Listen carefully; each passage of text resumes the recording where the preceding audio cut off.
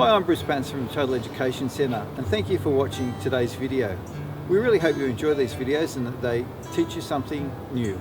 If they do, please give us a like down below on the button and let us know. If you have any questions, don't forget you can contact us through the channel or through the website, and don't forget to visit our website totaleducationcentre.com.au. There you'll find all the lecture notes for these videos. You'll find student notes, teacher notes, you'll find old exam papers and things that will help you do your best in your studies. We hope you enjoy today's video. Please enjoy it. Hello, I'm Bruce Pattinson, and this is the first of our lecture series on The Curious Incident of the Dog in the Night Time by British author Mark Haddon. This is an extremely popular novel, and we'll be looking at and covering it in critical terms and looking at the critical studies of it. This first lecture will be an introductory lecture. We'll be talking a little bit about the author, a little bit about the text, and certainly the context of that text, and a little bit about autism and Asperger's syndrome, and we'll discuss those issues as we go. Later ones we'll talk about the language techniques, we'll talk about characterization, all those sorts of things, but just for this first one, it's mainly context. So we hope you enjoy it, and we'll get ready to begin right now. The Curious Incident of the Dog in the Nighttime is theoretically about a boy with autism, Christopher Boone, but the author has expressed reservations about this sort of generalisation. And if we look at his website, he says, in an interview with Anita Singh in The Telegraph on the 8th of June 2015, she writes, "The author of The Curious Incident of the Dog in the Nighttime has expressed reservations about the novel being used as an autism textbook by social workers and police forces. Mark Haddon's story about a 15-year-old boy with behavioural problems was a runaway bestseller when it was published. The book jacket described him as suffering from Asperger's syndrome, but Haddon told the Hay Festival audience in 2012 that he had never specified any disorder and was uncomfortable with the book's status as a handbook for autistic spectrum disorders."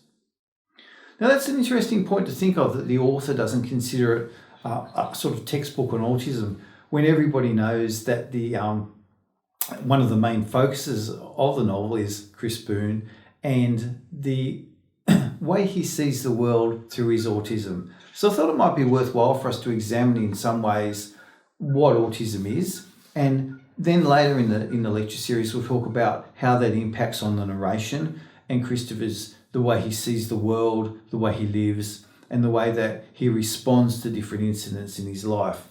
So I want to look briefly now for a minute or two about what autism is and how it impacts on people's lives and how then it becomes important in the novel.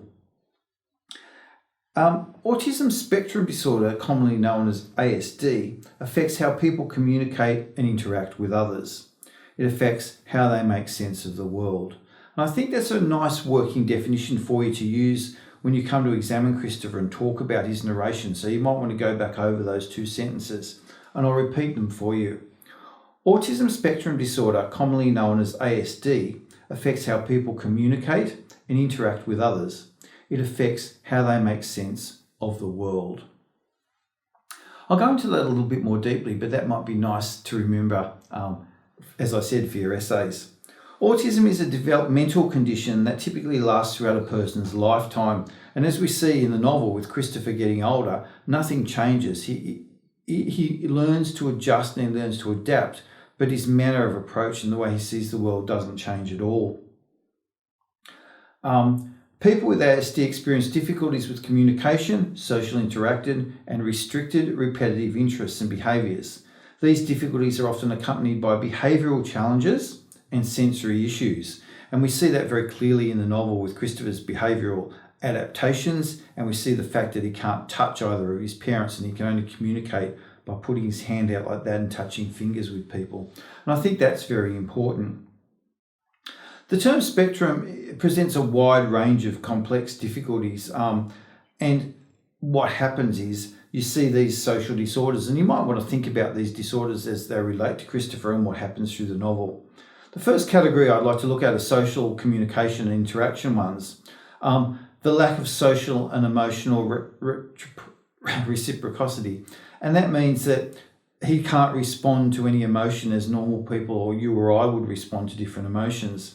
His lack of non-verbal communication. They have difficulty in developing and maintaining relationships, and we certainly see that in the novel.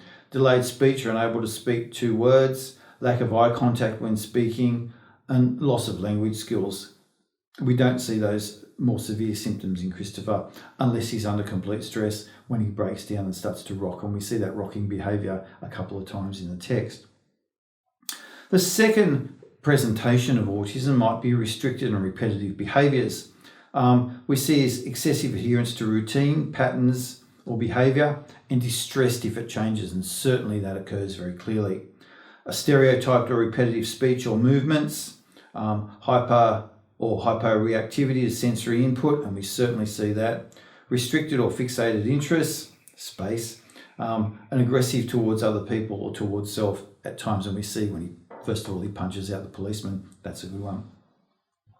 Autism was previously divided into subcategories, and Asperger's was one of those, but they sort of try not to do that anymore, and they have different levels of that autism spectrum disorder. So that's a general brief rundown of what autism is and a little bit about autism, and you can relate those things directly to the novel and you can see those things occur. So what else is it about Curious Incident of the Dog in the Night Time? It's an extremely popular novel. Mark Haddon's novel became a worldwide bestseller, and it's been made into a movie, which I admit I've never seen, but that was also completely successful and popular. It's a great book. It's a wonderful read, and I think that Christopher Boone is a perfect narrator for modern times. Mark Haddon has said that the novel changed his life, and we can see why. In an interview in the Guardian newspaper, he said, 3 years ago, I wrote The Curious Incident of the Dog in the Night Time, a novel set in Swindon about a teenage boy with Asperger's syndrome who discovers a murdered poodle on a neighbour's lawn. It was published in 2 identical editions with different covers, one for adults and one for teenagers.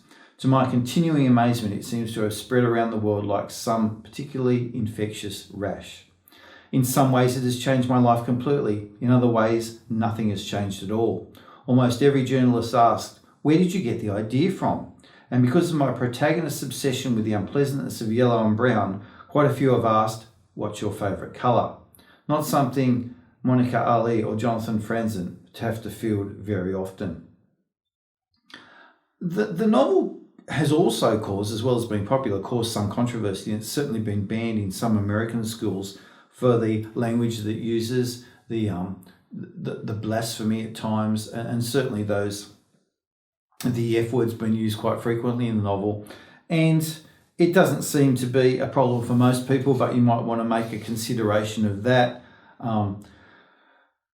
But don't get obsessed. I know I've spoken in detail about the context about autism, but you don't need to be obsessed with autism when you study this book. There is much more to it. There are lots of different themes, lots of different ideas, and you can certainly come to terms with all of those.